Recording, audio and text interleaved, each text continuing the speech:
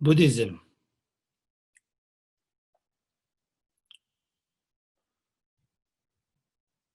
is the word that we use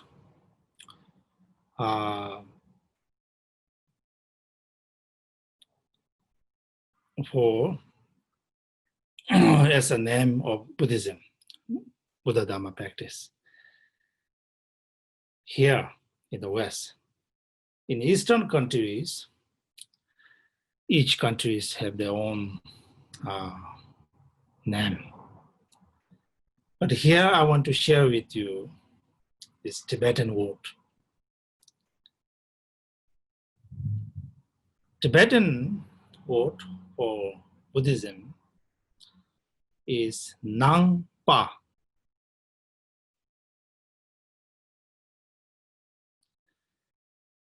I want to share this with you, this word, because this word gives lots of understanding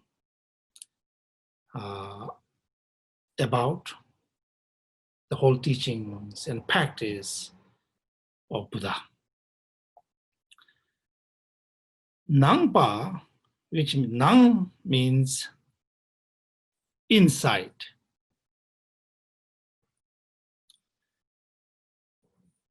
Pa means the subject who deal within.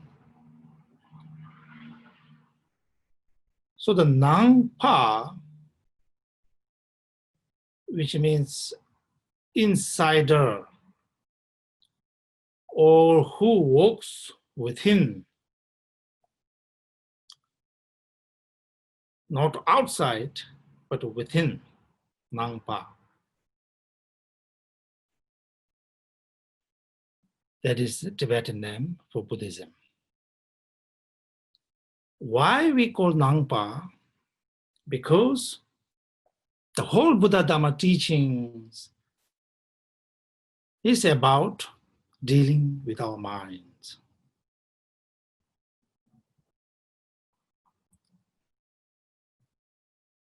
Understanding the mind, reflecting upon the mind,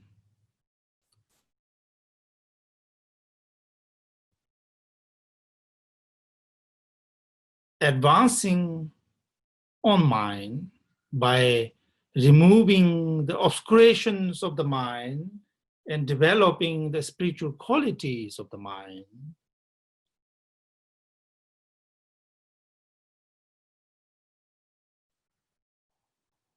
And end with understanding or awakening or enlightening.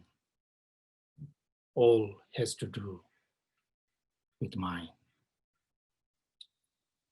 So Buddha Dharma teachings and practice is much emphasized on mind, therefore Nangpa, insider.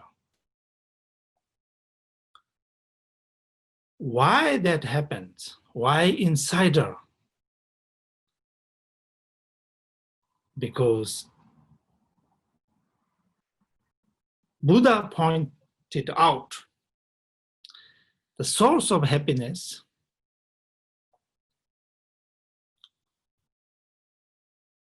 you should look within. Don't look from external phenomena.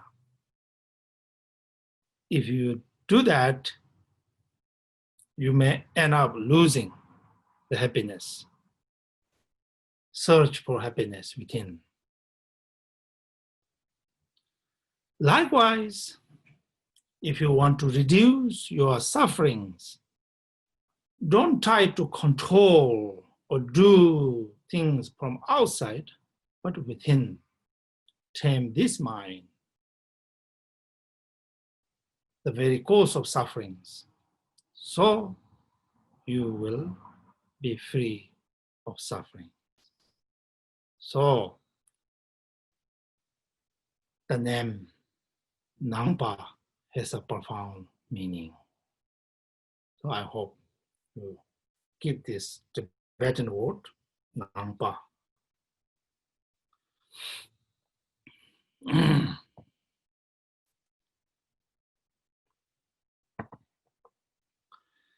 Now, Buddha Dharma teachings, how this began, the origin of these teachings. Well, according to Vajrayana, Mahayana, big stories.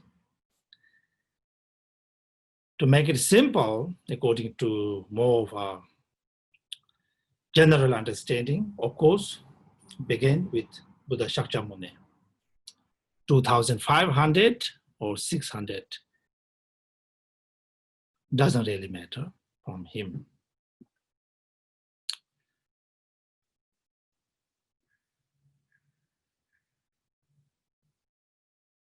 Buddha Shakyamuni, before he was a Buddha, he was a prince called Prince Siddhartha.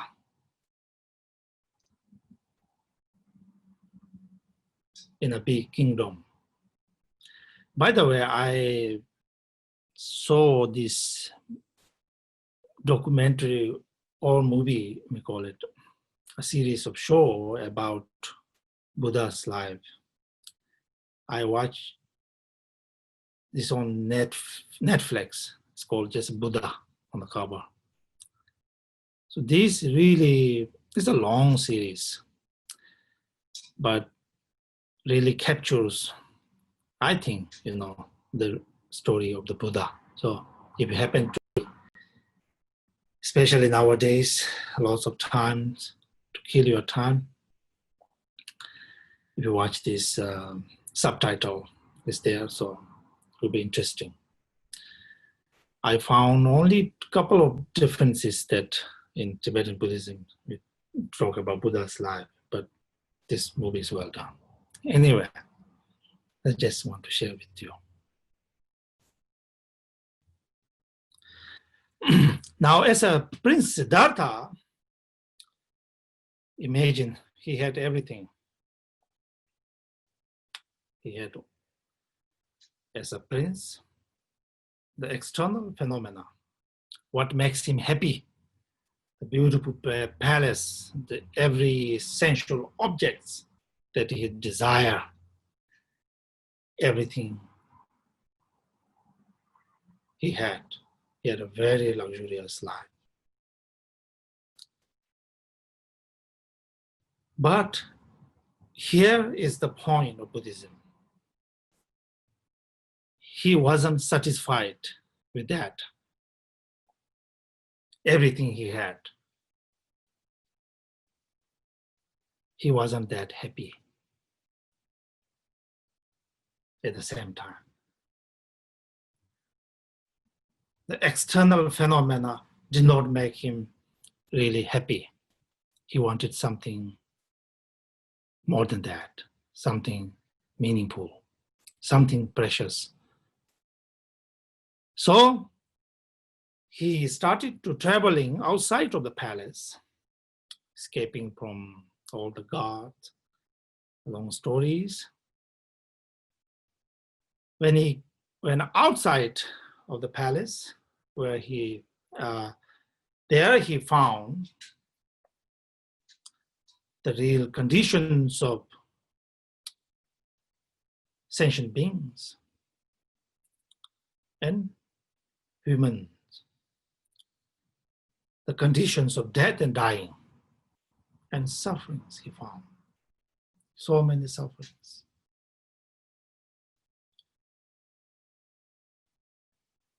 Physical sufferings, externally sufferings, inwardly sufferings, sufferings upon sufferings he found. So, finding this reality made him to think then how he could find a liberation from these sufferings. Is there a way to alleviate these sufferings? Is there freedom, nirvana, can we ever be free from suffering and cause of suffering? He wanted to really find out that solutions, that freedom, that liberations for him and for his people. He wanted to really enlighten the all. In fact, all sentient beings. He could not bear to live just a simple life in a palace while seeing right under his nose all the human and sentient beings' sufferings. So here we call Ngenjung, which translated as renunciation in English. Here, he really wanted to find a liberation from these sufferings. And he truly turned his mind toward something that can be a solution, that can be liberating from the suffering and cause of sufferings. That's how Buddha Dharma began, you can say, of course. That's what Siddhartha begins. A sense of renunciations.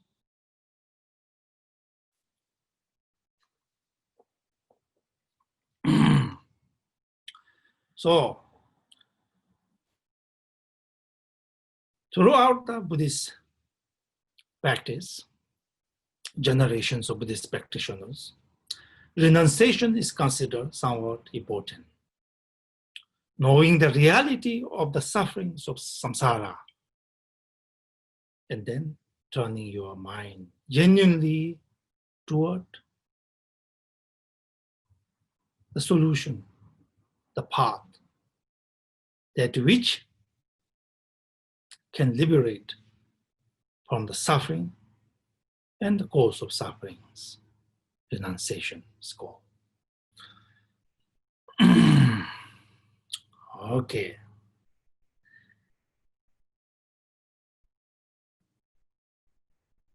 Now, when your mind is now turned to spirituality, or here, Buddha Dharma, what is there? First, what we go to do. When your mind turns toward Dharma, here comes so-called three jewels. The Buddha jewel, the Dharma jewel, the Sangha jewel. Now, why turn our mind to these three jewels? Because these three jewels have the solutions. With these three jewels, one can attain liberations. So, the three jewels. Now, Buddha jewel, again, Buddha is what we use, Sanskrit term. But here I want to share with you again, Tibetan word, Sangha.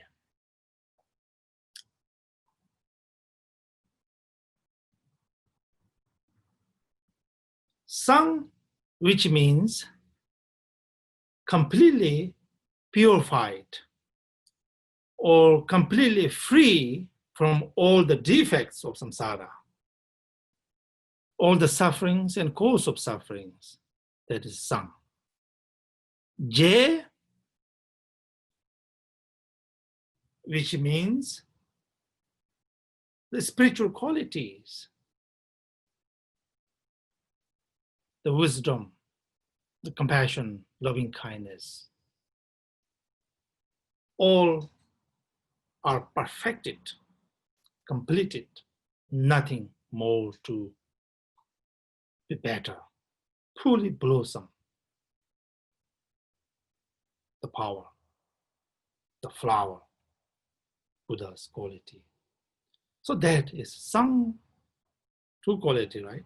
Purifying, free, J, completely endowed, fully endowed, perfected. Very good, what I consider. Buddha, we use the word, but here don't have to think about something Buddhist, some kind of identity. Further, the meaning of the Buddha, see, in the Buddha's time, Buddha was asked who he was. Somebody asked him, are you a god? Are you a human? Are you a king? Here the answer is very important. Buddha said,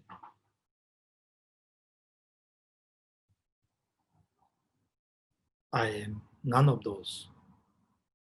I am fully awakened.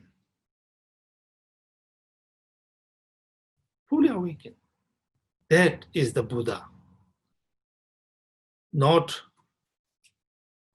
the Indian or Nepali born Siddhartha, such looking, has nothing to do with. Outer experience, appearances has nothing to do with. Inner quality, fully awakened one, that is the Buddha.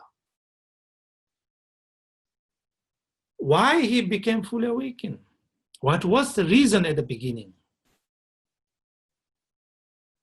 As a Siddhartha, he saw sufferings and cause of sufferings.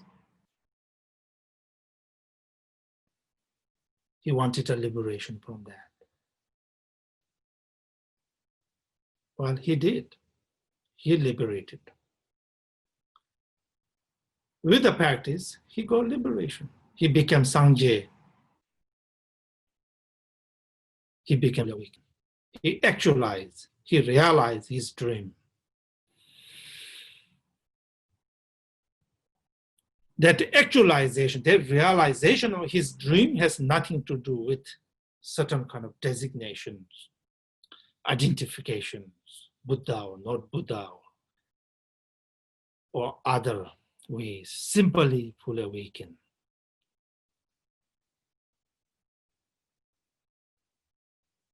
Fully liberated. Perfect solution has been attained. Why a spiritual seeker, liberation seeker, turn toward Buddha, fully awakened one?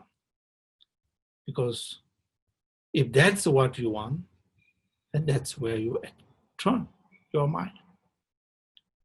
He is the one who embodies that liberation. He is the one who perfected the spiritual qualities. Why we don't turn our mind towards somebody else?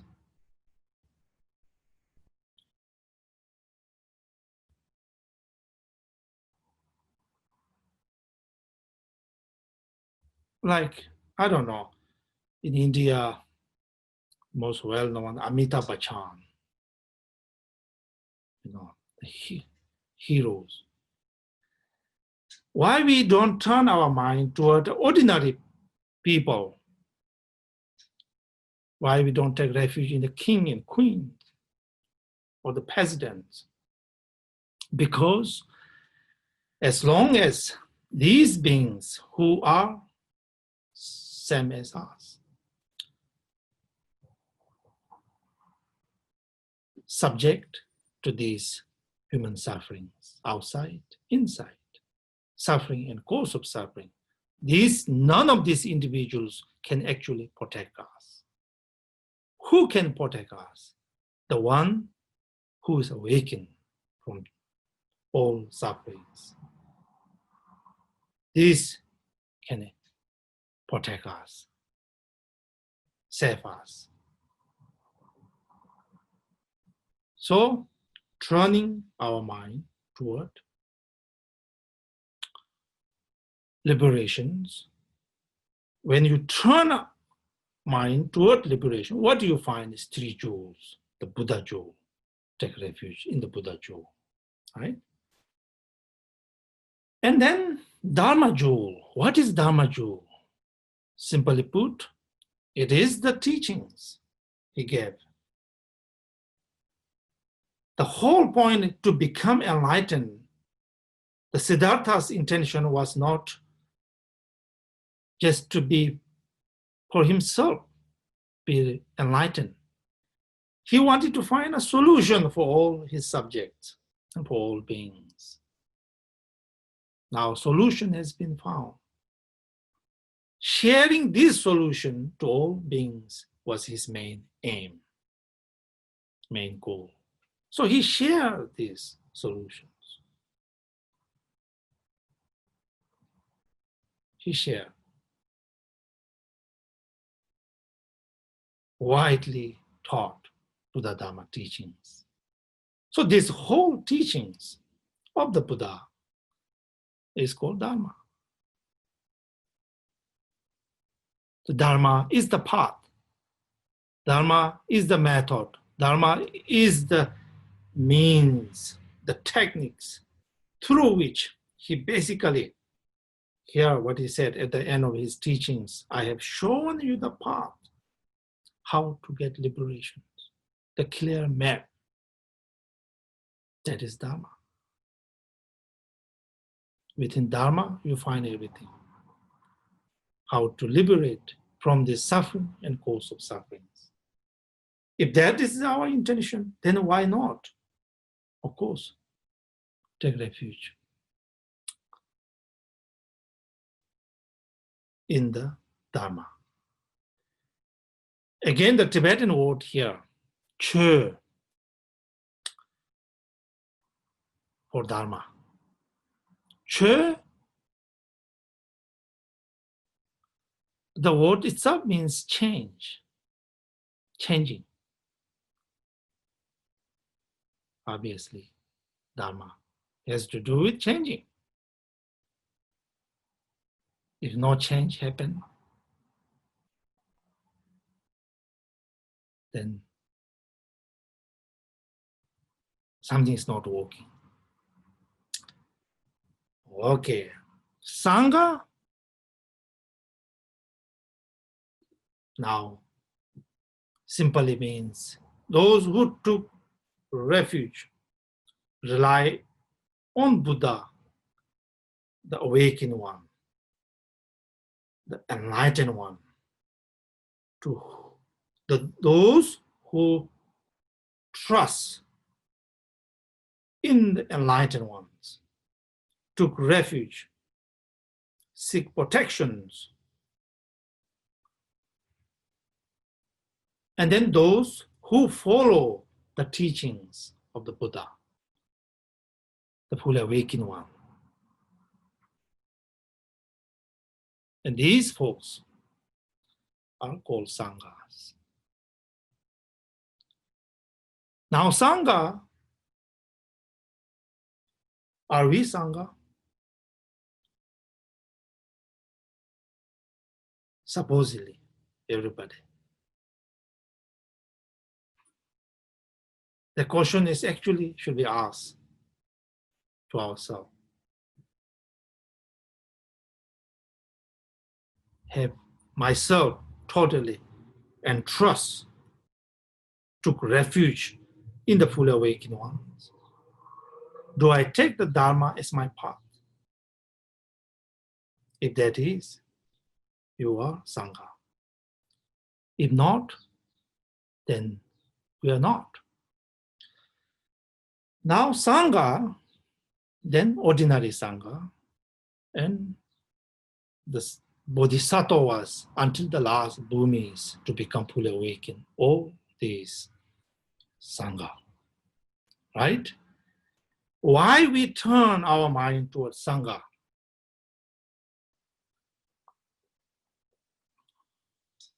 Because we are conditioned beings. It matters for us to have a good friend or not to have good friends or have bad friends. It matters.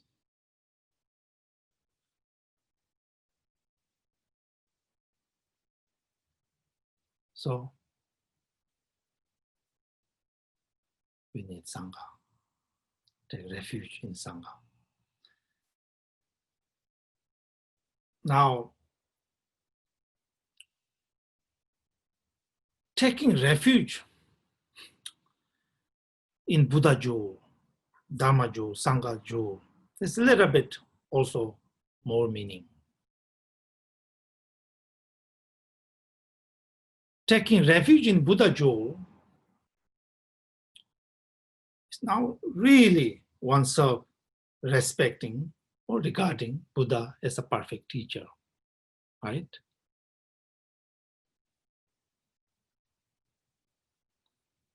Then how many Buddhas are there? Question is, well, there are many, many Buddhas in Buddhism, countless Buddhas.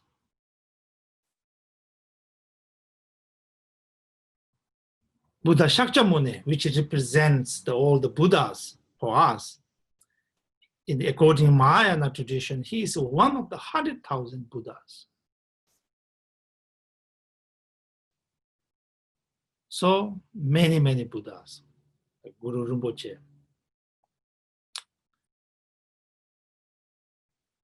And any deities you practice, all enlightened, all Buddhas.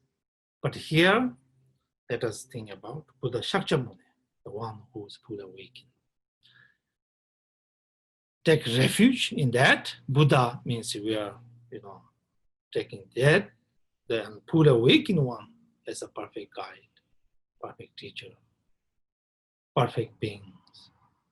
The one who has gone beyond the ocean of samsara, sufferings of samsara, who have actualized,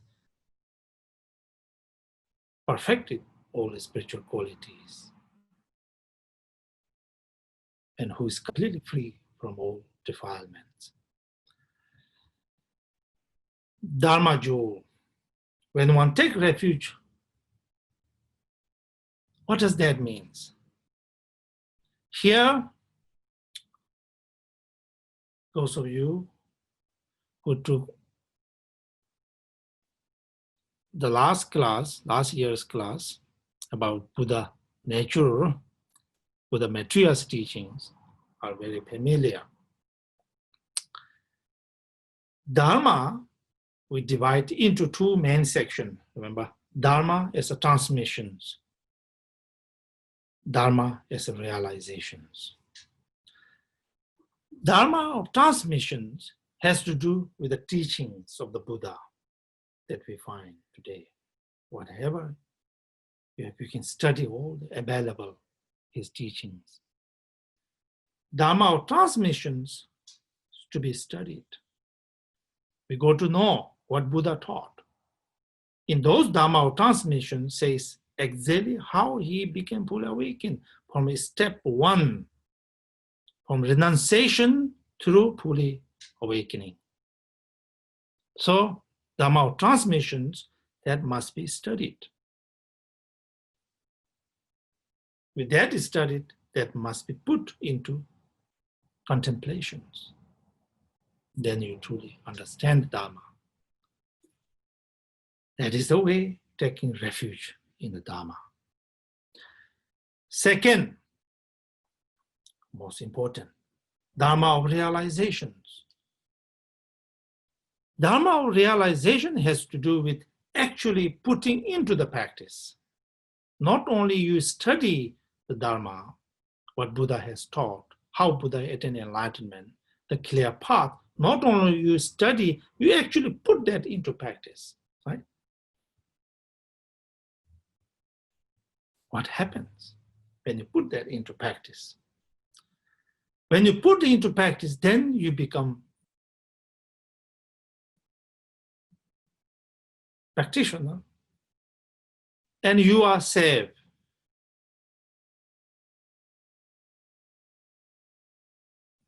You took refuge. For instance, in the Dharma teaching says, abstain from the act of killing.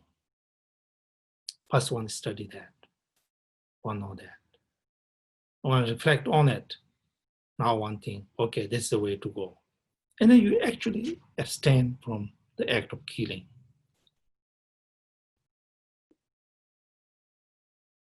You abstain from the act of killing directly or indirectly, or any implication of killing you abstain from. When you abstain from, then what happens? You stop the suffering of being born in the hell realms. You stop the suffering being born in the lower realms. So that's where you are saved by Dharma.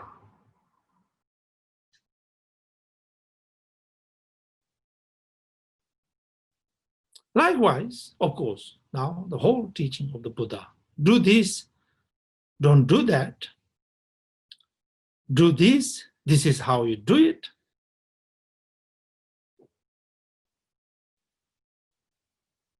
Everything. When you put that into practice, now, if you put it in a very simple way, what is the path of the Buddha Dharma that one take refuge in? The path of the Buddha Dharma is a path of wisdom.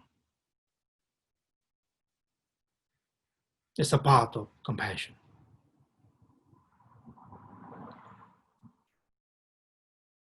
Because as a Siddhartha, he had so much compassion to when he saw these sufferings.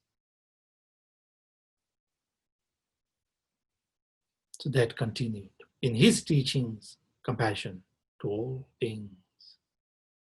Now here, make sure, if you are new to Buddhism, our compassion we talk about is not only human compassion, compassion to fellow human beings, but all living beings.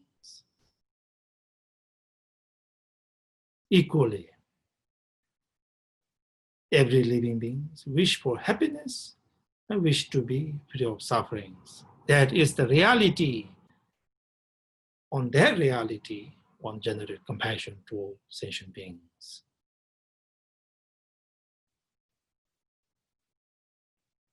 That is the path of the Buddha Dharma. Without that, then path is lost. Path of wisdom has to do with understanding of reality.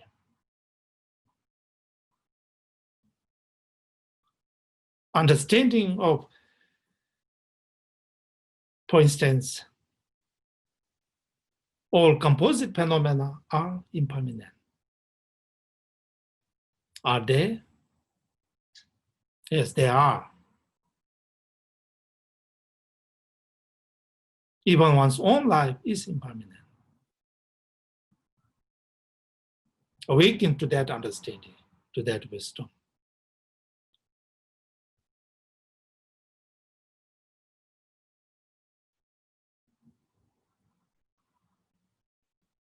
This ego killing in mind, I am, here you, this I never exists. Sublessness, understanding. This is the wisdom one must have. This is the understanding of reality, how it begins. It must be studied, and that must be practiced. How you uphold the Buddha Dharma. Uphold the Buddha Dharma two ways. To the Dharma of transmissions, you study. That's why in Buddhist practice, study is important. And of course, knowing alone will not benefit, like knowing what the medicine benefit. If you do not take the medicine, nothing happens. So, Dharma of realization, actually putting into practice that actual taking refuge. In a real sense, taking refuge in Dharma happens when one truly put into practice the Dharma and one is being saved from the sufferings. Like that. Yeah. Now, about taking refuge in Sangha. Taking refuge in Sangha means simply we're going to consider these people who took refuge in Buddha and Dharma. These are perfect companions, the one who I admire, their deeds, to whom I venerate, respect. Even saying one mantra is wonderful. One action to benefit beings from their compassion, loving kindness, wonderful. These people are real ones, benevolent ones. Since I am here on this path, these people are my real companions, journeying on the same boat from this samsara of suffering to the island of liberation. True friends.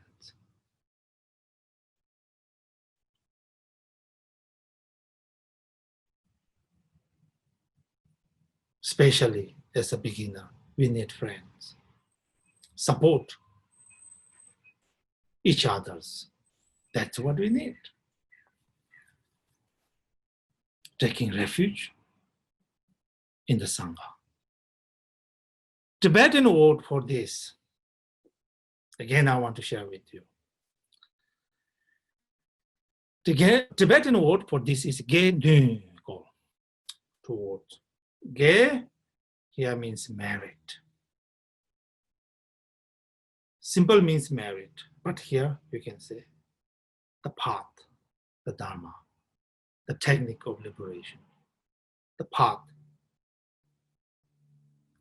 Nu, which means aspiring, wishing that to take that path, the genuine aspirations. Nu. Those who have genuine aspiration for the path are Gendu. Make sense? I said this long time ago. Somebody said to me, you Buddhist people supposedly very gentle and loving kindness practitioners.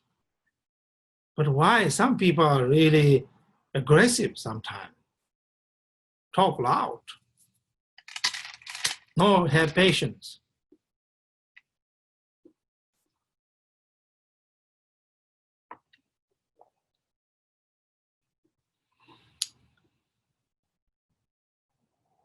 So my answer to this person is that, well, yeah, these people are still Buddhist, even though he or she is rather mean sometimes, but he's still Buddhist. Why? Because he or she has the genuine aspiration to be that perfect being.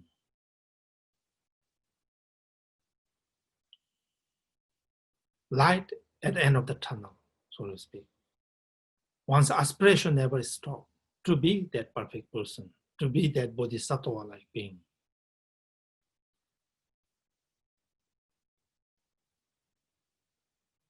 But unfortunately, at the meantime,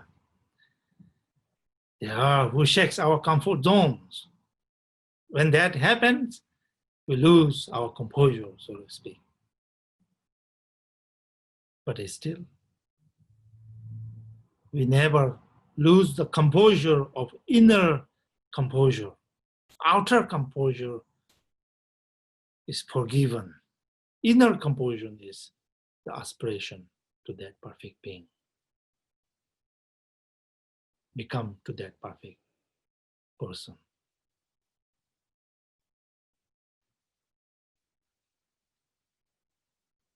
So in our Bodhisattva precepts, we say, no one left behind. What does that supposed to mean?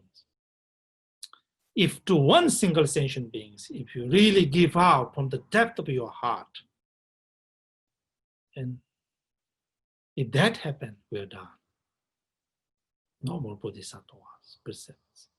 No more Gedu Sangha. Outer composure may lose, but inner composure should be always there.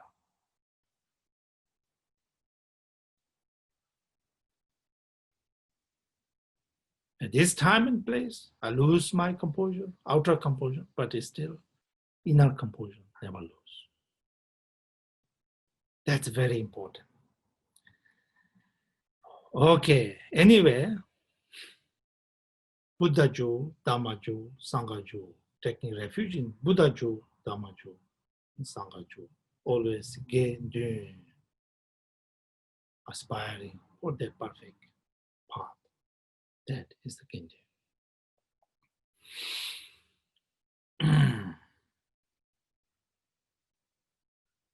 Okay, now let me say something interesting for you. For this person now, the Buddhist, who turn his mind or her mind toward the three jewels. Now, in our tradition, I'm not saying the whole Buddhist tradition, in Tibetan Buddhist tradition, what we do is then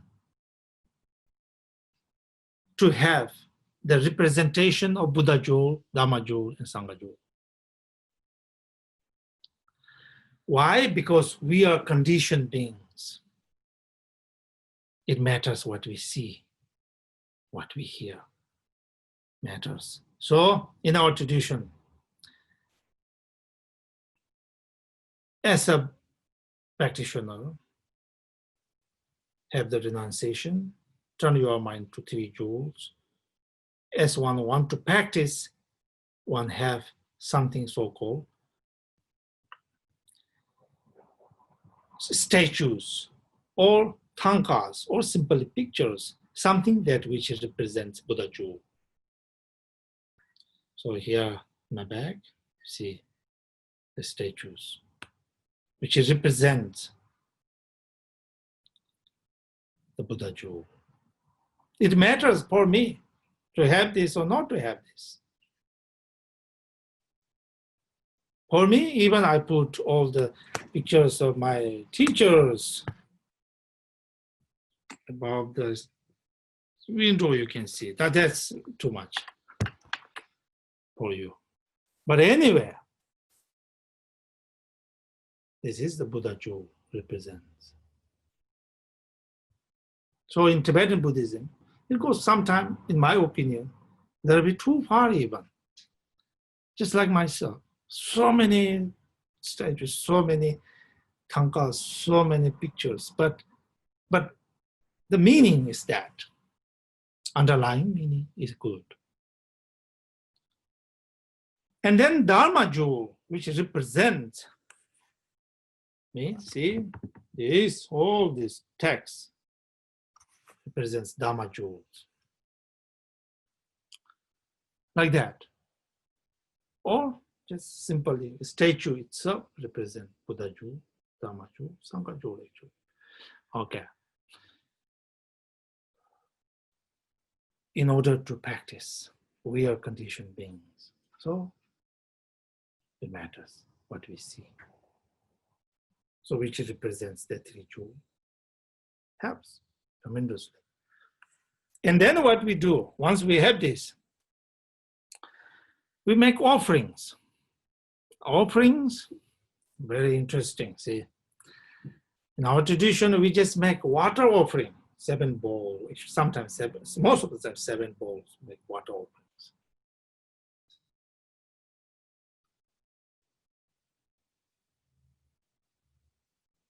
In my own case, when I was young in Pema Kur, I had 3 sets of 7 bowls.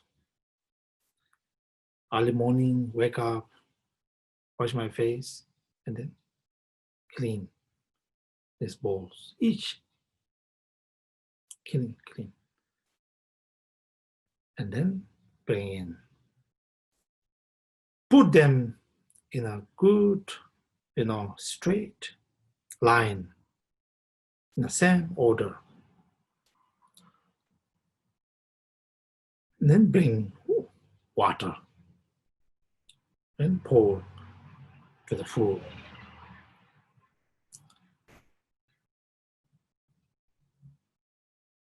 So that's our tradition.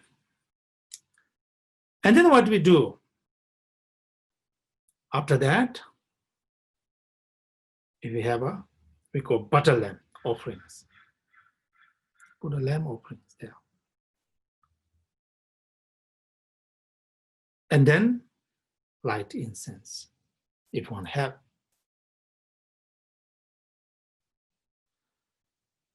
And then do 3 times prostrations.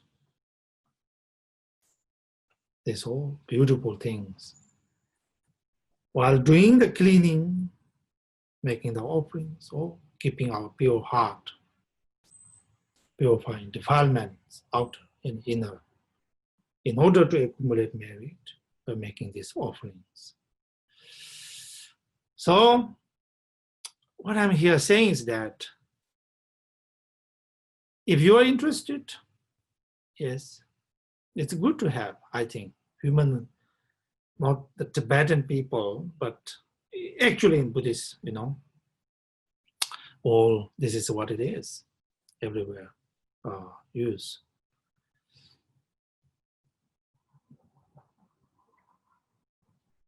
Every Buddhist schools, statues. So to have a statue, or I sent last time Longchenpa picture, Buddha picture, something. That's what I would recommend.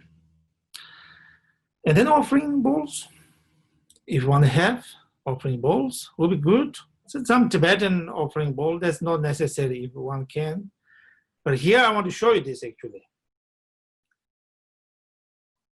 We have 2 sets of offering bowls. One is this one, ice cream cup. Different size they come. Just, 1 or 7 if you wish. Make offerings. Light incense and do 3 times prostrations. 3 times purification of body, speech, and mind. And then sit. Sitting, if one have a meditation cushion, it's actually wonderful. Sit down, wonderful. If not, comfortable sitting. And then Buddhist tradition, we use all kinds of robes. In this case here, so complicated. But what it does is something, when you wear these, something, want to do things. For instance, when you go to exercise, it's much better not to go in your pajamas.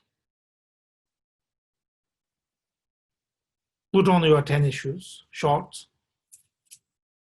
light shirt, feel like you're going to do exercise. Similar to that idea. No wonder, that's why in each Buddhist schools, there are all kinds of designs of clothes. In the Eastern countries, when they come to monastery or temple, to the Dharma Guru, at least have those to wear. Here, we don't have those, but at least if we have a shawl, we kind of, make us feel, something, especially sit on the cushion, meditation cushion, have in front these offerings. And then what I would recommend to you is the mala, this. This one we always keep. Very important. remind you to recite mantra. Especially when you come to center, go to different centers, important to have this. Now in Tibetan, see, I even have this one. You saw this called prayer wheel. And then on the right hand, left hand, mala. Imagine you are sitting like this in front of a shrine room on the meditation cushions.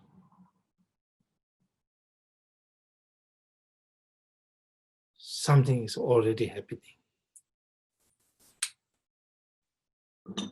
Well, these are traditions. I'm not saying this is the Buddha said what you have to do like this. But such tradition has its own meaning and unique significance. I just want to share with you. Now I want to end with this story. I always love to tell this story.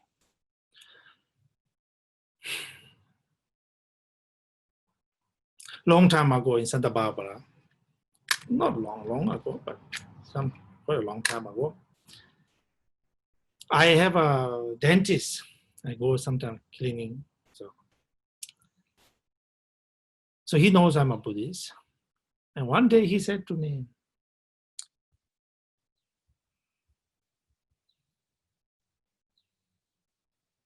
I have a Buddha statue in my yard, he said. At the first, I didn't think anything. And then a little bit later, I asked him, why do you want to have Buddha statue in your yard? Because I know he's not a Buddhist at all. His answer is now interesting. He said, I don't know. But sometimes when I'm not happy,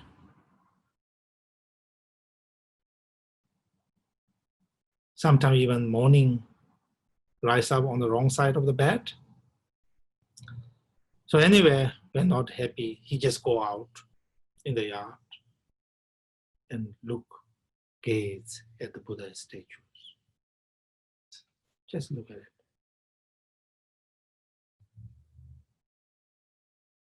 When he do this, he said, it calms his mind.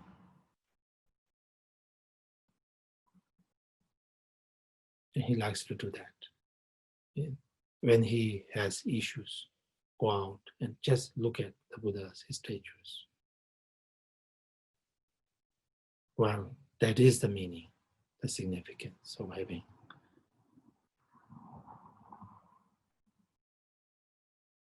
And then, of course, for spiritual support, like that. Just wanted to share with you. Okay.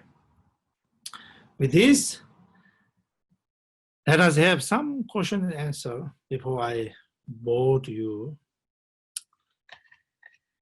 Speaking too long. Okay.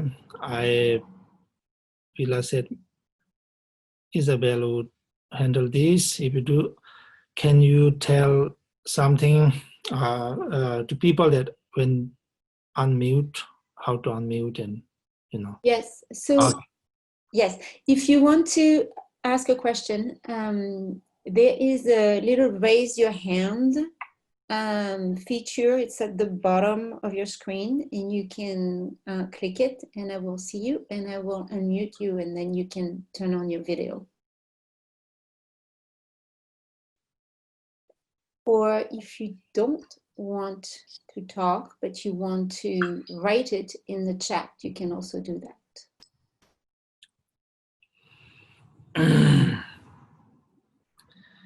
Thank you, Isabel. Is there any questions? Not yet. Oh, yes, there is one. That's good. Justin, you may turn on your video if you want.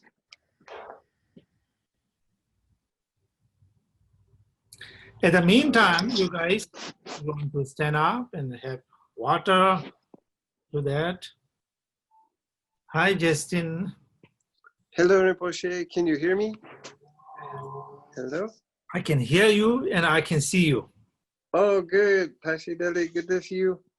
I was wondering if you could tell a story about your teacher and maybe when you were practicing, if you had any obstacles, maybe with patience or how to not get angry whenever you have obstacles or frustration, can't practice, or maybe life just won't let you maybe practice all the virtue that you want. Maybe you have to work and can't be skillful with like obscurations that kind of take up your time. Even though life is short, there's not a lot of time, but I would like to practice more, learn more, but sometimes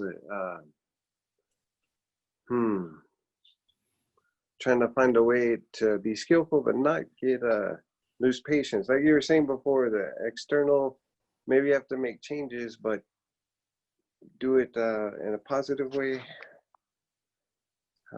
I don't know if it makes sense. Yeah. Can you put it in a more, maybe 1-2 sentences? Ah, right. This is hard. I lost in your questions.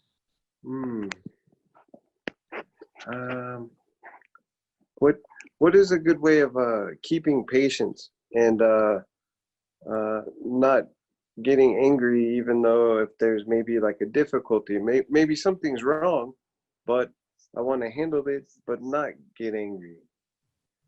You know, like say if somebody hurts me or does something negative against me, and I want to handle it skillfully, but without getting angry. You know, without. Okay. Yes. Yeah. Thank you for asking the question. I must say, I don't have a, let me put this way. To practice patience is one of the main practice in Buddhism. And there's, to practice patience perfectly, of course, we need, the experience. Any practice of Buddha Dharma, any practice of any understanding of Buddha Dharma helps for all, emotions. So there is not a one thing that silver bullet, we say, something that really cures everything. So for me, what is helpful for me is that Buddha's teachings about outer and inner obscurations. Inner obscurations of anger, greed, delusions, how prevalent that these in all beings, everybody.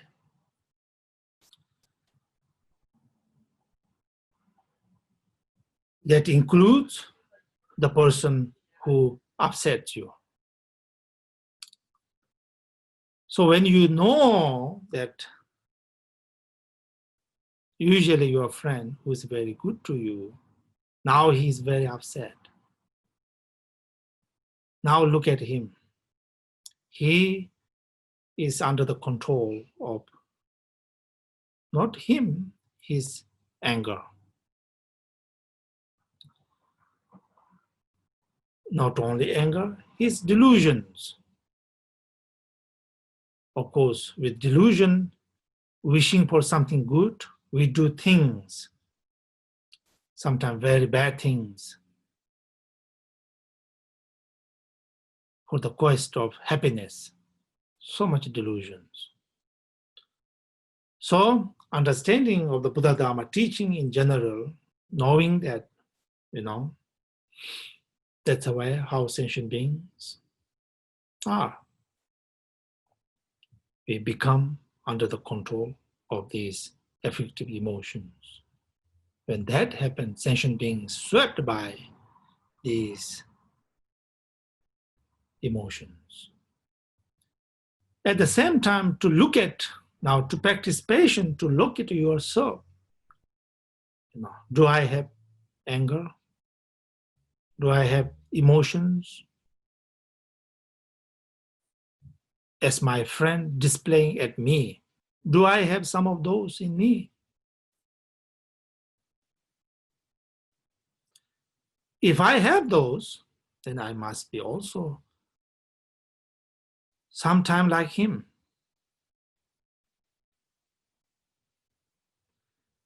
So with that understanding, one look within. The more defects we see in others, that should reflect our own defects within.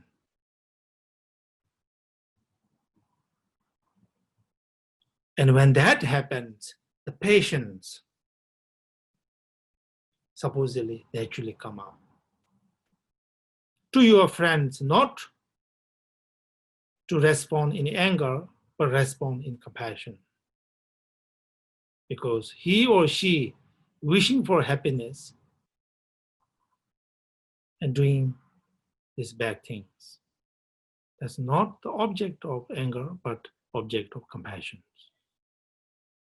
At the same time, as a reflections of anger that one might have, that makes us the meanness we see in others, anger,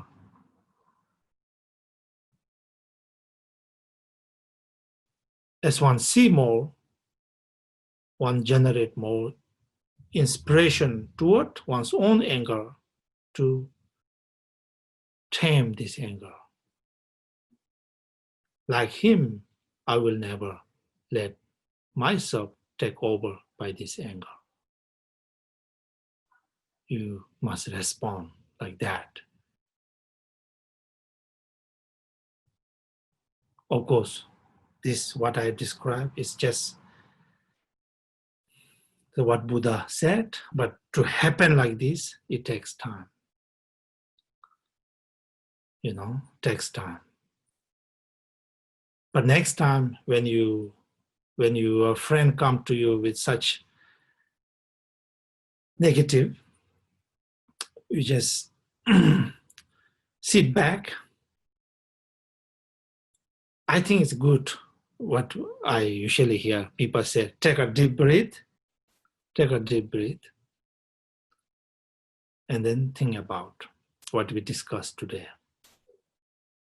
See if it makes sense. And doing that is called mindfulness in Buddhism.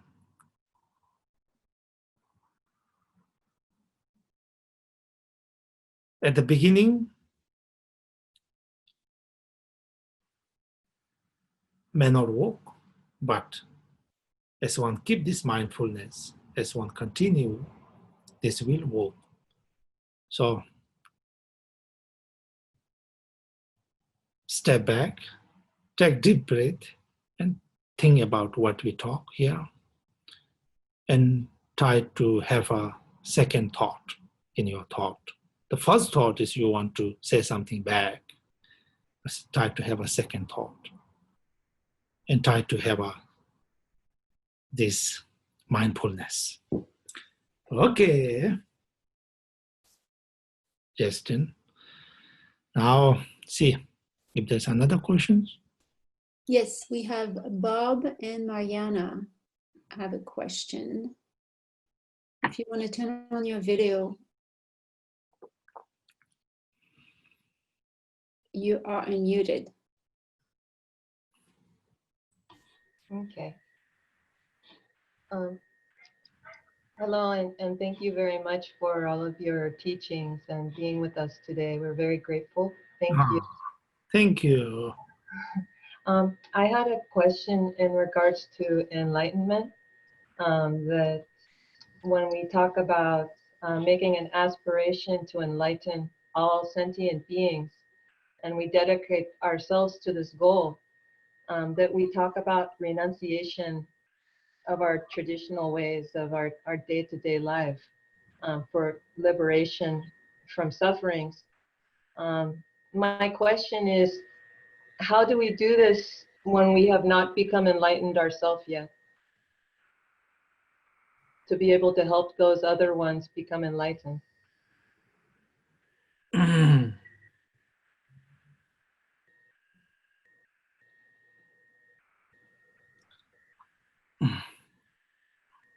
How we generate, you mean? Yes, how do we help others become enlightened? Okay, I got you. Okay, okay. Thank you for that question. So, here's what we say.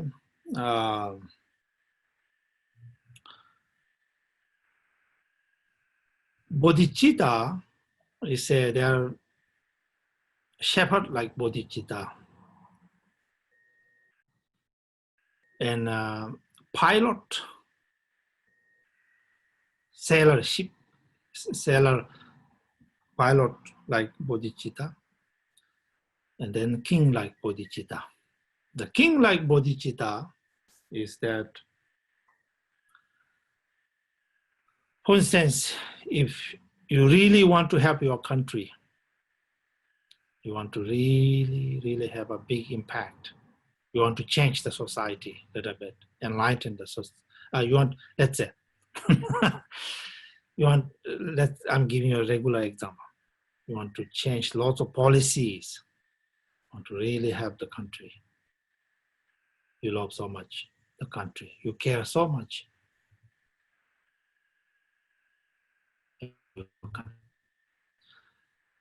How can you do that? Just one of the 300 something million people cannot do it.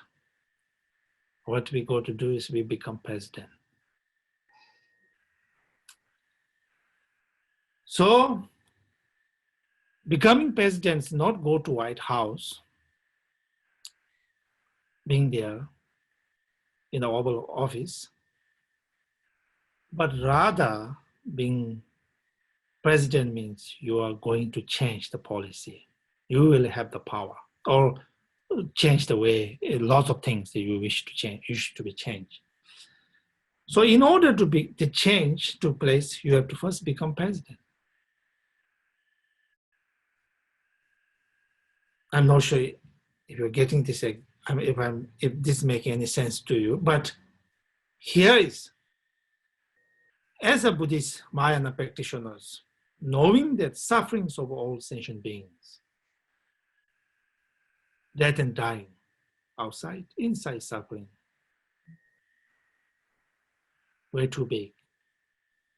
So in order to free all suffering sentient beings, free them, what you got to do? You got to be enlightened. Become fully awakened, with which you have infinite power to liberate sentient beings. You have infinite wisdom and compassion. Now the question is, why you become enlightened? Answer to this question is important. Because here, king like bodhicitta, by the way, let me finish this verse. To become, when you become king, then you can rule the kingdom. President is actually not good example. I guess, in this case. Imagine a kingdom which has a king, and the king is charged with a superpower. That kind of king you want to become. That kind of Buddha you want to become so that you can liberate all sentient beings. Now the question is, why do I want to have such a profound motivation? Yes, you have to have such profound motivations. That profound motivation end with enlightenment. That is down the road thing. But this moment, the moment you turn your mind toward all sentient beings, you wish to liberate all sentient beings. At that moment, something happens to your mind. That's what teaching says. So far, our mind has to do with one's own benefit. How can I be free? How can I make a profit? How am I going to buy that BMW car? Where am I going to get a job?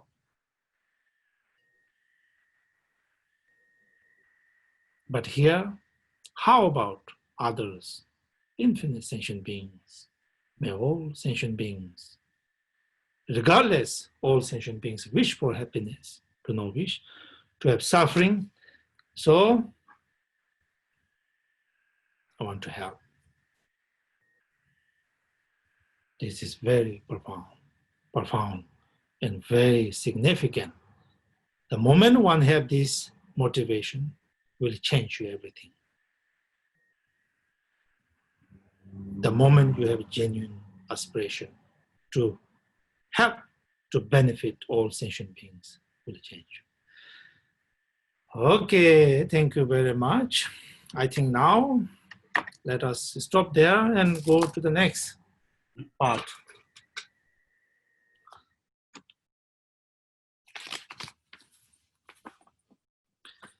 Yes, I don't see any other question at the moment. Yeah. What did you say, Isabel?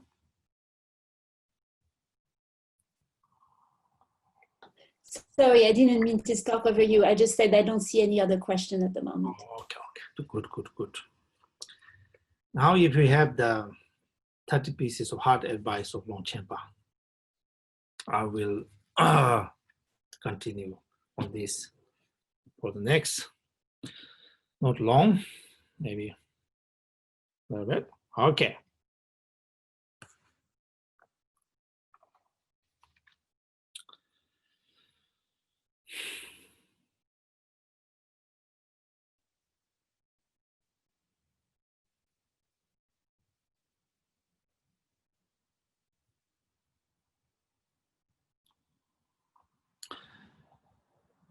Now, so far, what we got, I talk about renunciation, I talk about turning our mind to the three jewels and making those traditional activities, and then sitting on the meditation cushions. And then now what? What we do on meditation cushions, right?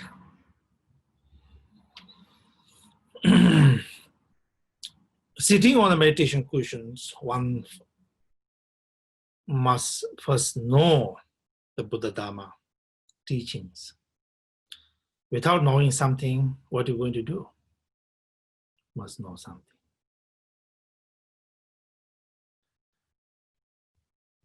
Now, this here as an introduction to the Buddhist teaching in general, I have to say a few words about Four Noble Truths.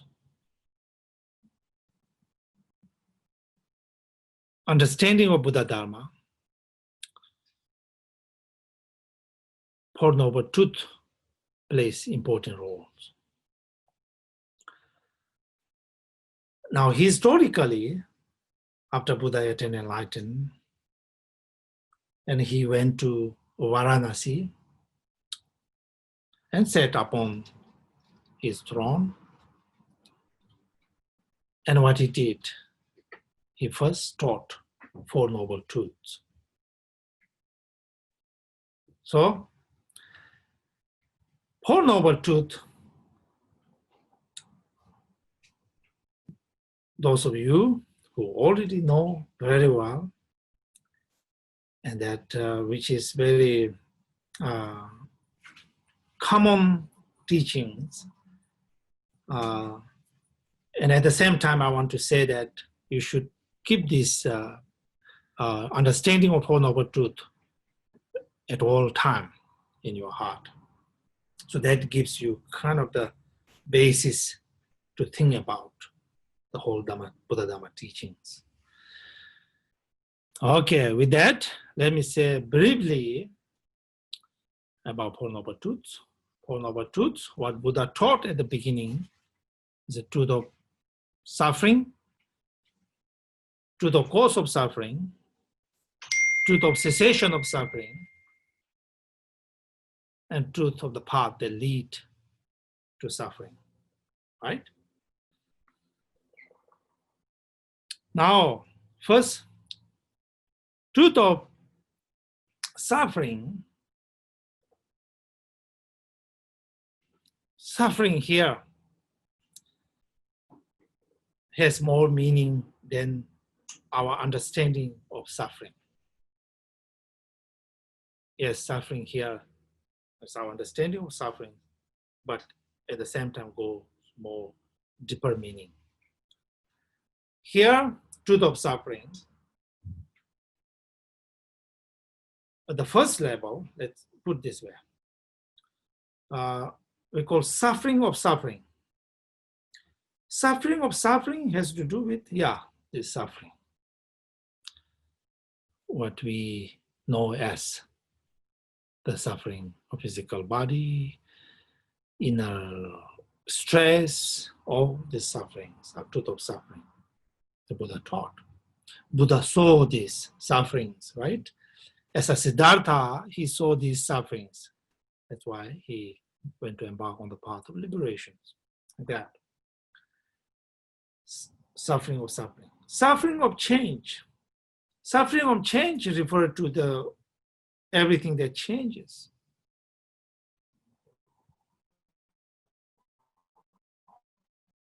Even the pleasure, what we consider happiness.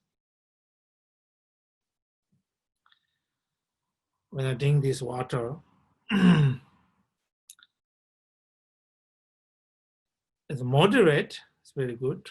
I quench my thirst, wets my throat, that's good, but if I drink more and more, it hurts. So this is suffering of change. And then last, Chaban Dujiji Dungal, which means all pervasive suffering of composite, basically the whole thing that comes from karma. What I see here, this very body I have, is truth of suffering. You see everything that comes from karma,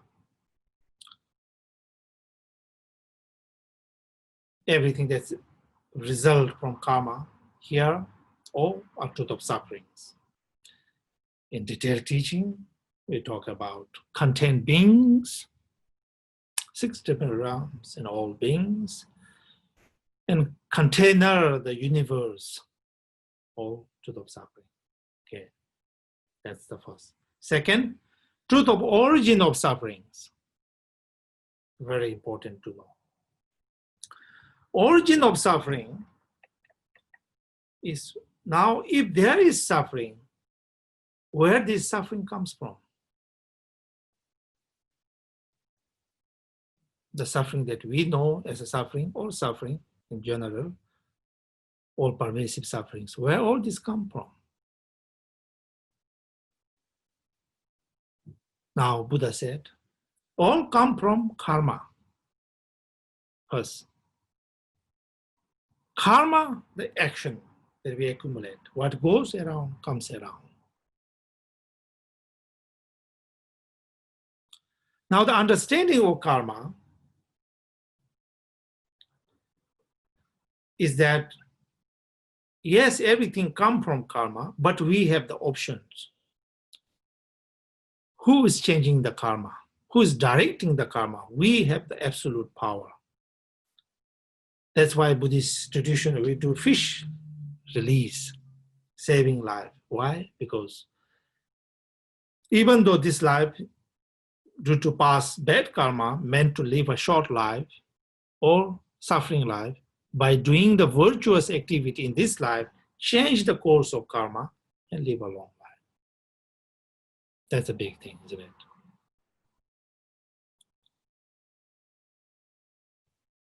I usually say this. Guru Rinpoche said, Hama kanji tati, lula tu, chima kanto tati, lela tu, which means Guru Rinpoche said, what kind of life you had in the past,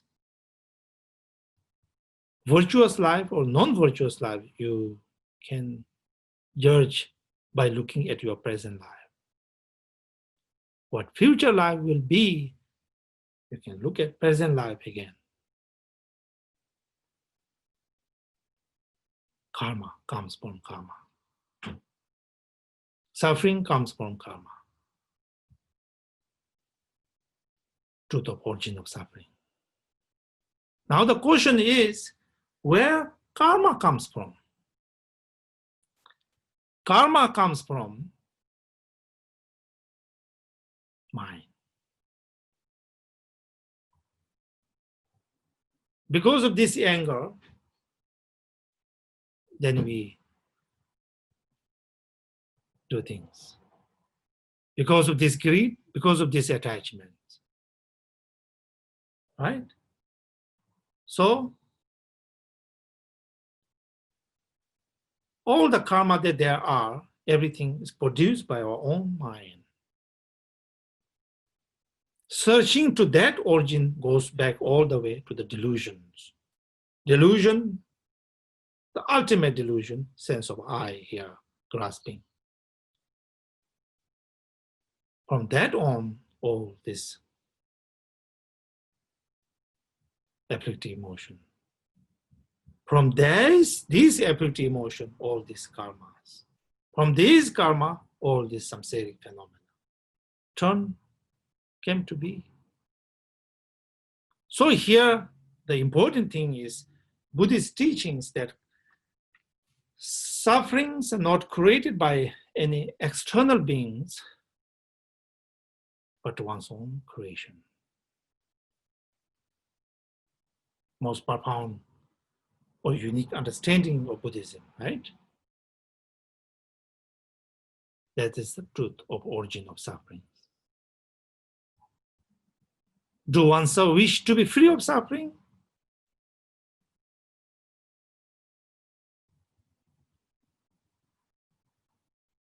Do I? If you do, then Buddha said, well, think about the cause of sufferings.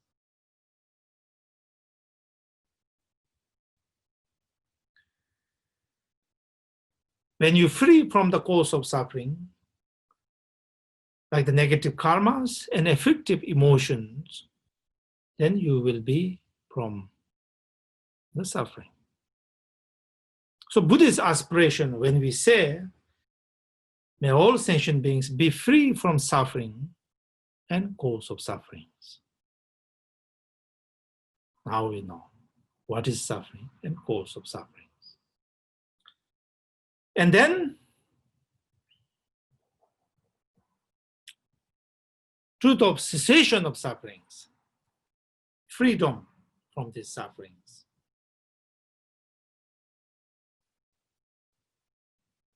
Buddha said, suffering is not we have to have.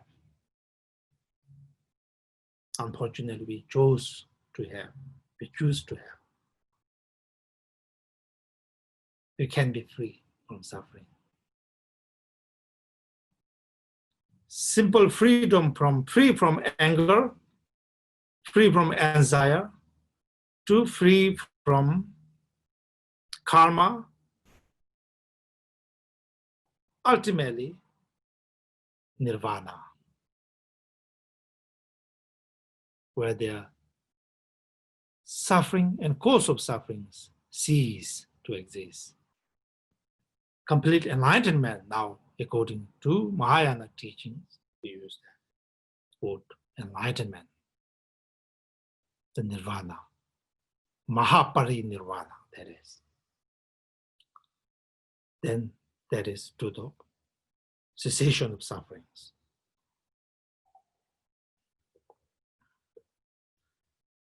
Sounds great. Freedom is waiting for us. It's not only possibilities. Vajrayana teaching says you embody that freedom. But that's a long story. Yeah.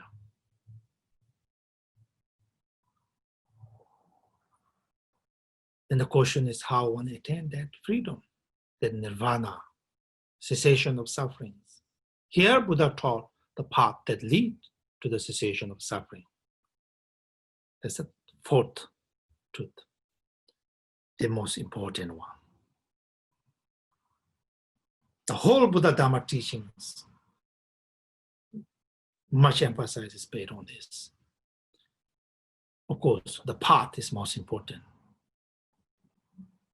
Do you wish to be happy? Do you wish to have perfect freedom? Do you wish to be liberated? If you do, then what is the cause for that liberation? Cause for that liberation is the path of the truth of the path that lead to the cessation of suffering. That's what Buddha taught. In this, Buddha taught eightfold paths.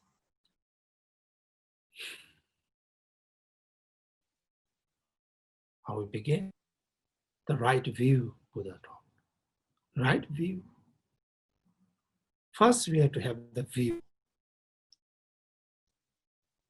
From very basic level, what goes around comes around to have that view. And all the way to Ati Dzogpa Chenpo, the great perfection view.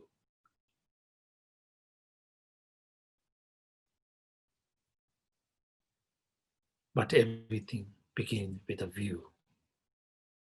Do you view that life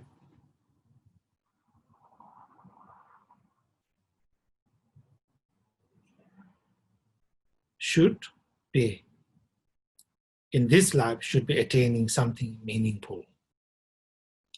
So basically, right view is that then teachings, understanding of emptiness. From basic level karma to all the way through understanding.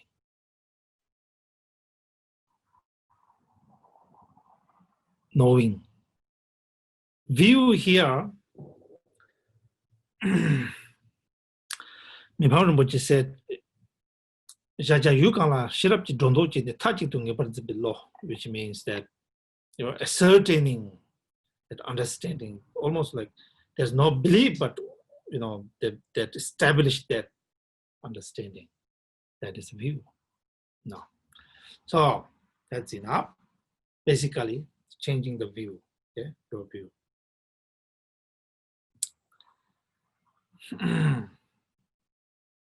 Of course, we're all driven by our own view, right? Day-to-day lives. I think you should be like this. When you are not that, I'm upset. You think I should be like that. When I'm not like that, you are upset to me. That's how things goes. But here, Buddha taught right view. How I think you should be, how you think I should be has nothing to do with the right view. But view, what I'm saying is, but view drives our life.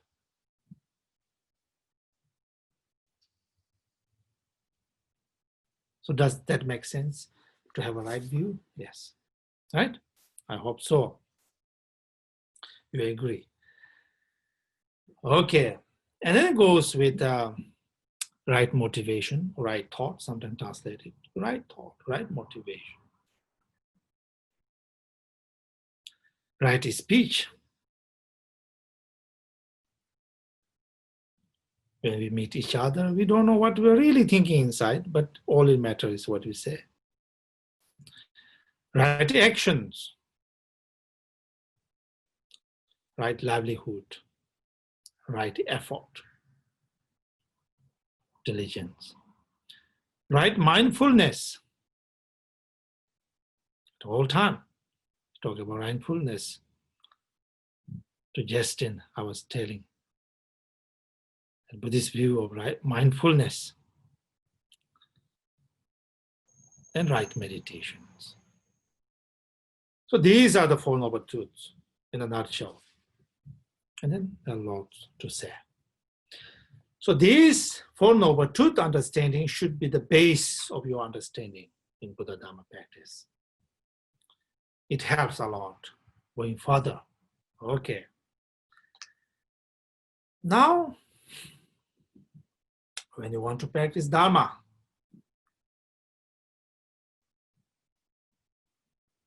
how do I practice? I have to understand what Buddha taught, what he taught.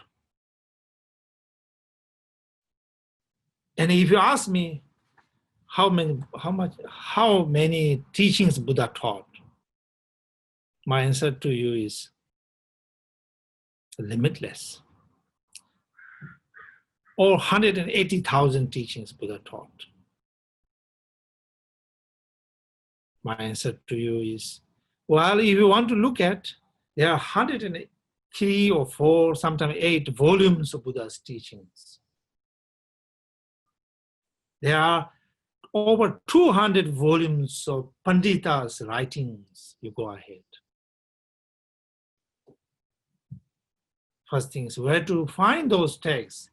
And second thing is how can I begin reading this? Quite overwhelming.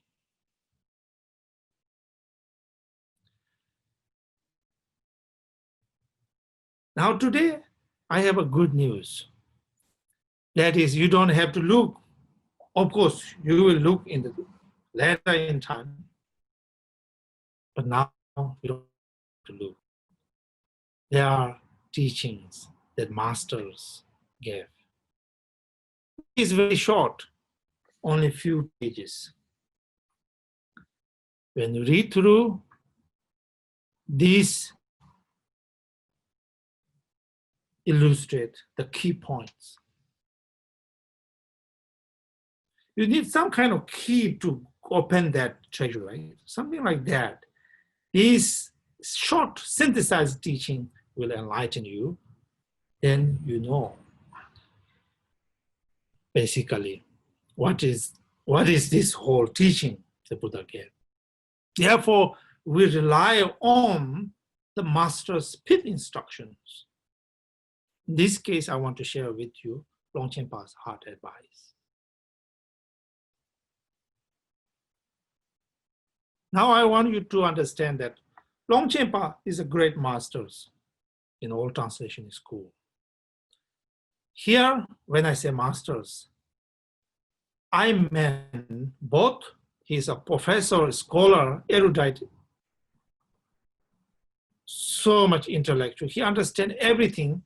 At the same time, he is a realized being. Not only understanding like professors kind of thing, who reads lots of books, but rather who understood, who have actualized the teachings meaning. That is what master when we say. So as far as Longchen Pa is concerned, he was a Dzogchen master, the greatest Dzogchen, the great Dzogchen master, really. He was a Buddha. For me, Longchen Pa, Buddha, no difference. Longchen Pa is a Buddha in human form, who happened to be coming to this world in 14th century. No doubt, for me. So, Longchenpa's teachings, over 300 writings, so profound teachings. All these teachings. So my hope is just sharing this with you this time. I make my aspiration that you not to stop here, but go further. Down the road, may you read Longchenpa's teachings. May you receive teachings from masters about Longchenpa's teachings. And most importantly, may you realize the ultimate teachings, the meaning of the teachings of Longchenpa. That's my whole, wishes. So Longchenpa gives here 30 heart advices. Of course, going through explaining each in detail, we will not have time. Particularly, I'm a bad reader. You know that. My friends knows that. So I will just go to the just meaning. Okay. So I want you to keep why we turn to master's instructions, right? Because when you study master's instructions, the masters who actualize the whole 100 volumes of Buddha's teaching, 200 volumes of Indian Pandita's writings, who actualize those teachings, realize those teachings, and they synthesize those teachings. In summary, the pith instruction they put into few pages. So it's easy for us to understand. Okay, that is a good news I want to share with you. And let us begin with this. If you have one, open. Do not have, just listen. Still good. Okay.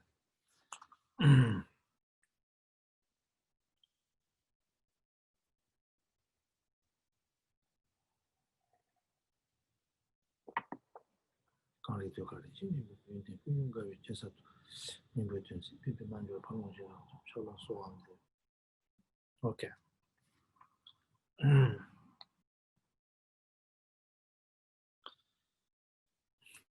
These instructions actually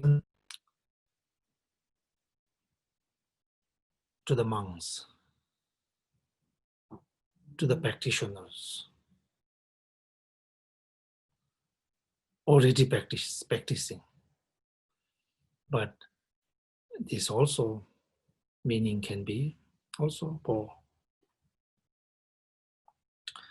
everybody. Okay.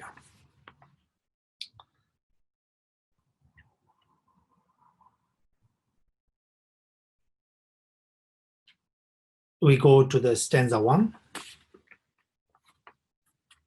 Cheho, drawing a large following by employing a varieties of methods.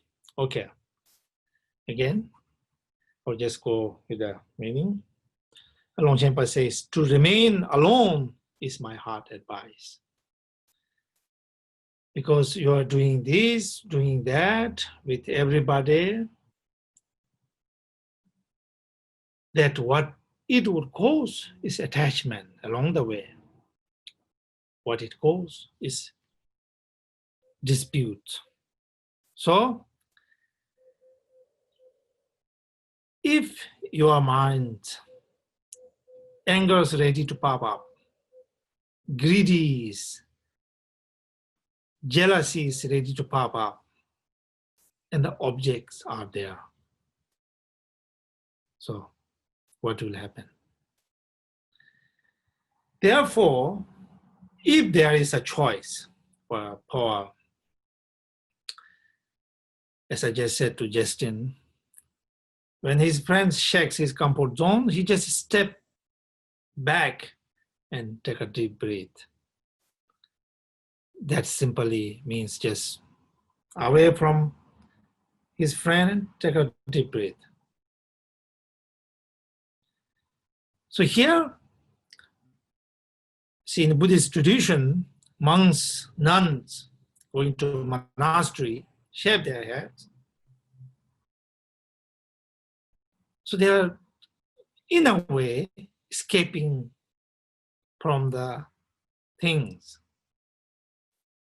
Because when you are among these, no matter where you go, who you are friend with, one thing we make mistake is, my friend, this is good. My friend, that is not good. I want to be away from this. I want to be with that. So these things sometimes might have truth, but most of the time we make a mistake. As long as our inner things are ready to pop out, wherever we go, something might pop out. Whoever one with. So recommendation is, no wonder past masters, when they have enough things to eat, they go to the mountains like that. So Longchenpa's hard advice is to remain alone, which means for us means reduce the unnecessary lots of engagements with others. But that may some good influence, like Sangha, supposedly good influence, and then bad influence. If there's bad influence, of course, away from. That's the that is the meaning. Now, second meaning, stem your own mind. Some lamas go around and try to tame the demons like that. So he says, do not look outside, tame your mind. I want to share a story with you.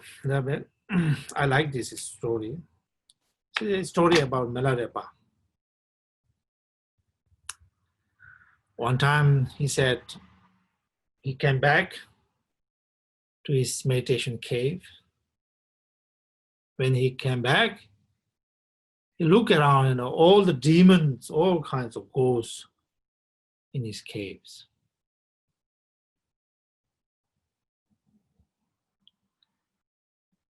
Immediately he thought, okay, now I recite mantra, powerful mantra, which drive the demons away.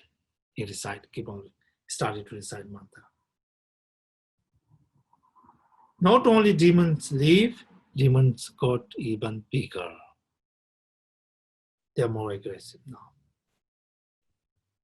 And then he thought, well, let me visualize a powerful deity, wrathful deity. He did. Not only did the demons leave, demons got more power, even more powerful than before. When these things happen, at some point, then he realized his master's instructions. That, ultimately speaking, not look outside, but within. When your inner demons is freed, outer demon is freed at the same time. The projector is stopped. The projections out there will cease too. So that's an interesting story, right? Keep that in mind. That really, okay, I didn't finish the story. And then Milarepa, when he realized his master's instructions, he immediately went back to meditations of no demons, no subject, no object, understanding of emptiness. And this demon, whatever he is seeing, is his own delusions, dualistic minds. At that moment, he did not drive away those demons disappear. Like the projections is to disappear when projector is stopped, like that. So the fundamental teaching of Buddhism, not try to find something to tame outside,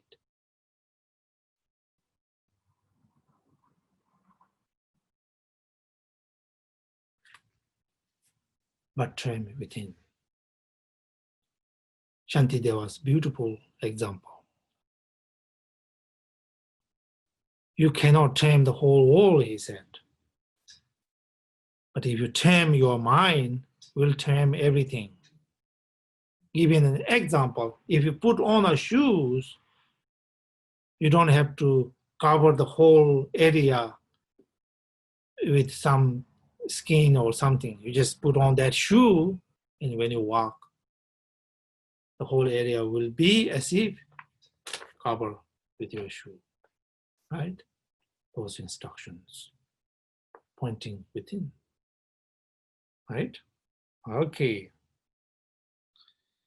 And then number 3,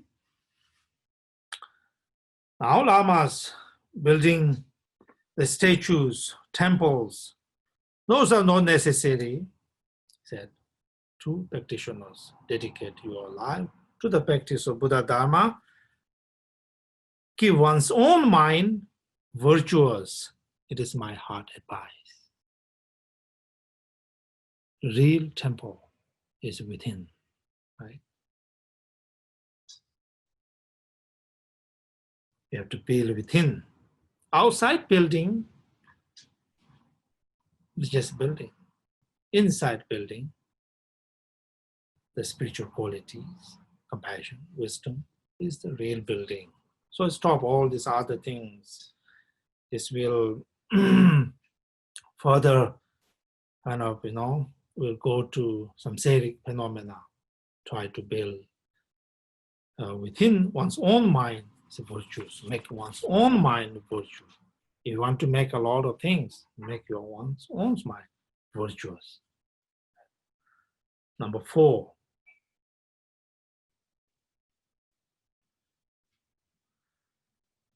to have few aspirations is my heart advice. Here, some people with good thoughts though, want to do things, lots of things. Want to do this, want to do that. In 10 years, 20 years, after 30 years, something will happen if I do something like this. Right now, something, those things. To have fewer aspirations, be contained, You want that, you want this, you continue with that, there is no end, right? Number 5,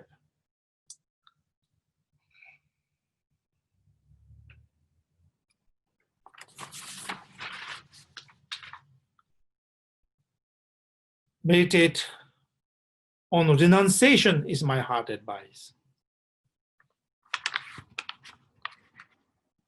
8 worldly concerns. 8 worldly concerns are how regular people, ordinary people have 8 worldly concerns. So if you really want to be practitioner, you have to have renunciation. 8 worldly concerns play off between hope and fear. Hope for happiness, fear for suffering, hope for gain, fear for lose, hope for praise, fear for blame, hope for fame, fear for, the other opposite, not fame. So these things are rather between play of hope and fear. Where in the worldly things, that is Siddhartha before he walked out of the palace, enjoying time. So have renunciation. Renunciation here, I want to make sure again, with this question, I had a little sense that your understanding of renunciation.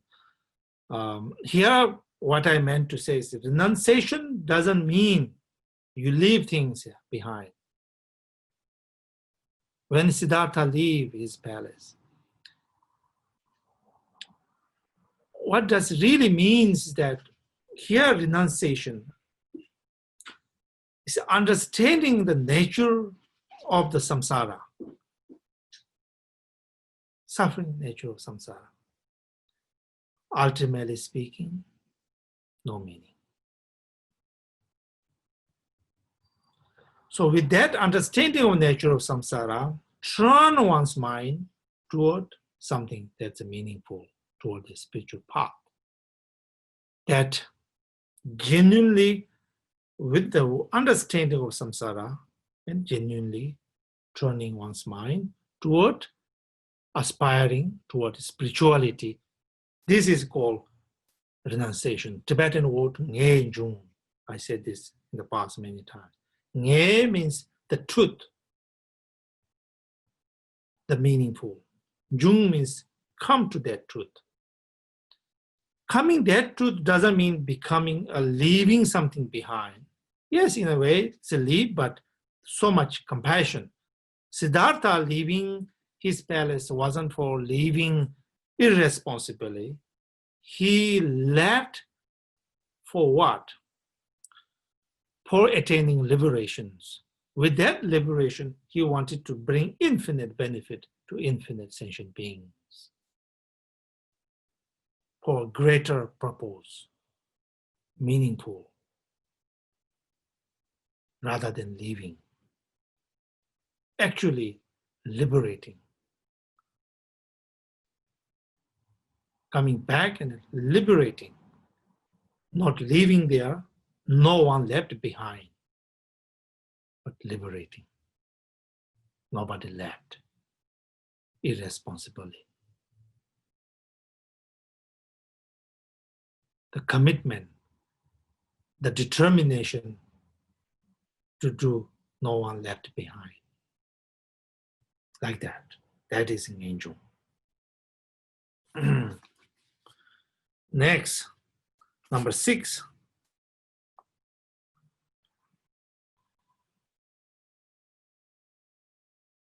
Without hope and fear is my heart advice. Yeah. In samsara, what do you want to hope? Fear. Hoping. That's why we get disappointed. Oh, my friend says so bad things. Did so bad. My husband, my wife, my boyfriend, girlfriend.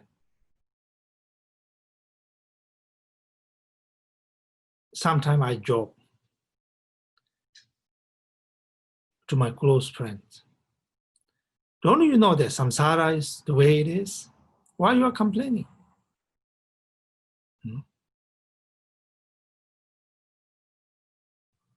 Really? All these things, people are doing this. He said that, she said that. Well, we know that.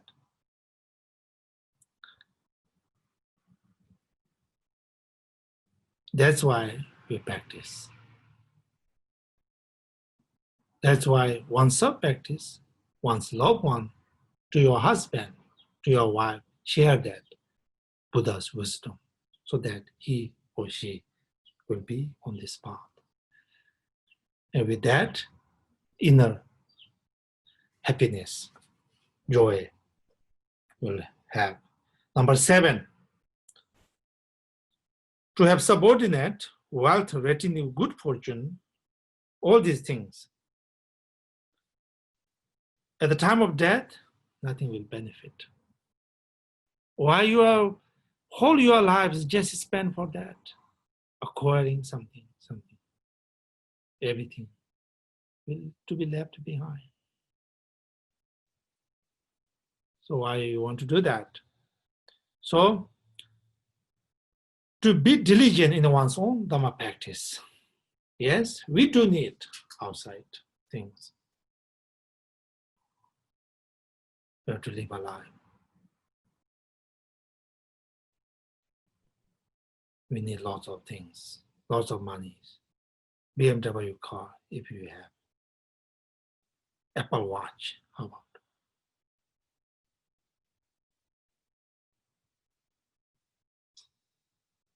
The latest iPhone.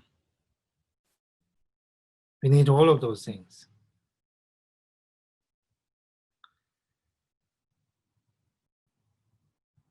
We need.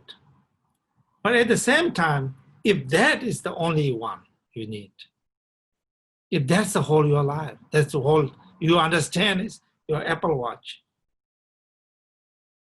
All you want to drive is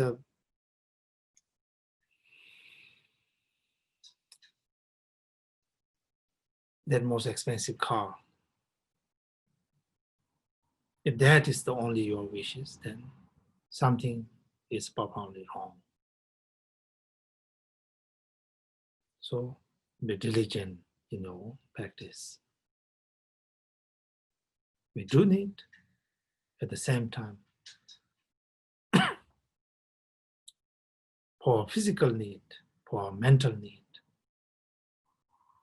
But as a Buddhist, mental need, emphasize for mental need is even more emphasized. Okay, now we went over time, so let us stop here. We do question and answer next time. We end this with a mantra recitation, okay? Everybody sit straight if you can. Okay.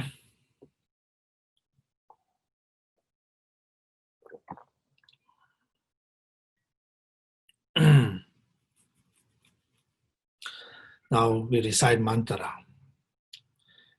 Mantra we recite here is Om Mani Padme Hum. Okay? Om Mani Padme Hum, Buddha of Compassion's mantra.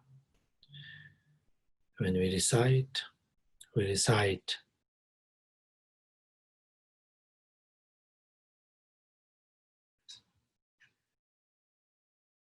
thinking all this suffering, what we are facing in this world. There are many different ways of recitation, okay? Generally, we talk about with devotion, you recite this mantra to all the beings, to all the masters, to the deity Buddha of compassion. We recite with understanding of empty nature of all phenomena. We recite with understanding of sufferings of all sentient beings.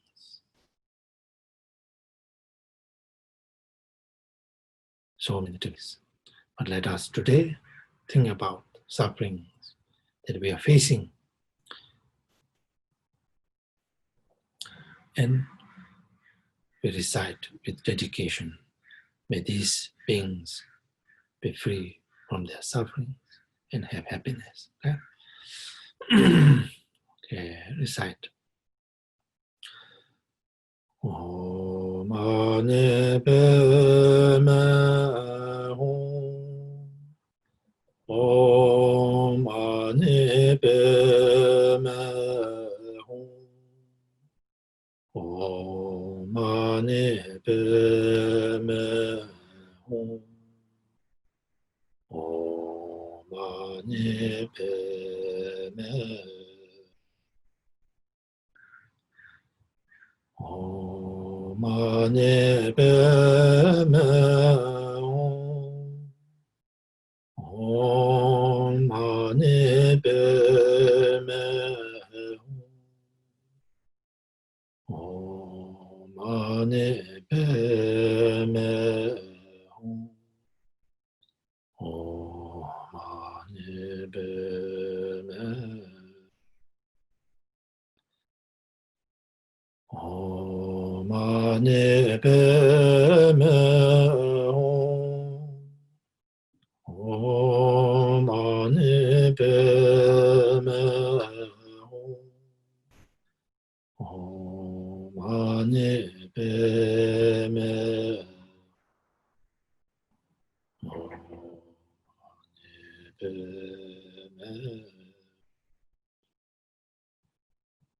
Om mane peme Om mane peme Om mane peme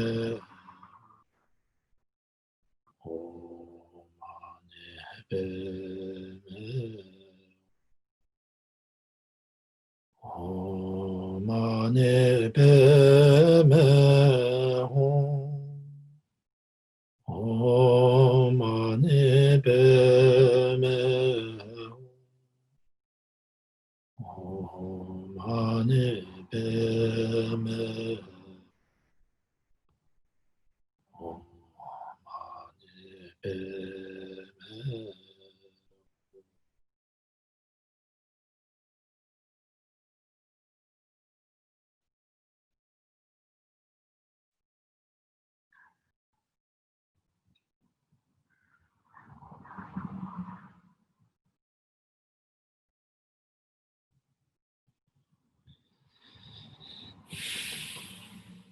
Okay.